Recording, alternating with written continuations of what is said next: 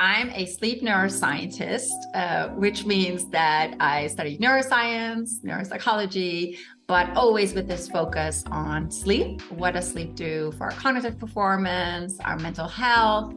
And I have been using that academic background because that's what my PhD was focused on in the business world. So applying it with leaders, with teams, and larger scale organizations. So my talk is going to tackle a couple of things. First of all, I'm going to introduce not just sleep, but why is sleep important? Just how is it impacting us in our day-to-day, whether at work or at home? And why should you care and maybe think a bit more about sleep? And within that, I'm going to talk about kind of this magic that sleep is, this magical thing that we do every night that gives us so much. And then I'm going to have everybody reflect a bit on their own situation. We're actually going to calculate everybody's Friday sleep debt, and I'll explain what that is. And then I'm going to talk about what really is so special about sleep during the menopause year, so perimenopause and menopause, to really kind of highlight that, first of all, this is a topic that should have been studied much, much longer than it has. But what do we know by now? And then, of course, the most critical part of the talk, what can you do to improve your sleep in general? But also specifically when you're in perimenopause or already in menopause. What are things that you can pay attention to? What are things that you can do to improve your sleep and thereby be happier, healthier, and more productive at work? This is such a tough one, but maybe I'll share one that I've talked a lot about with Meki, which is the book Outlive by Peter Attia.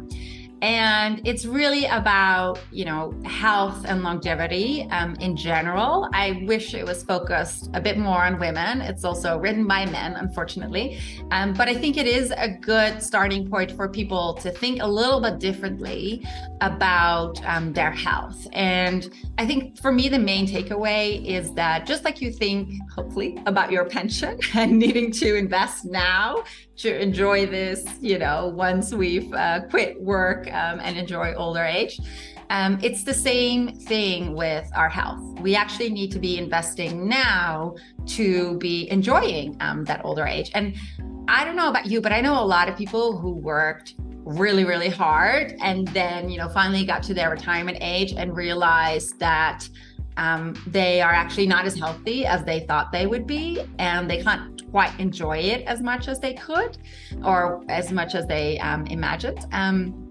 So that's, I think, a book that I just really like in terms of making you think about your health and about getting into action today about, something that's decades away.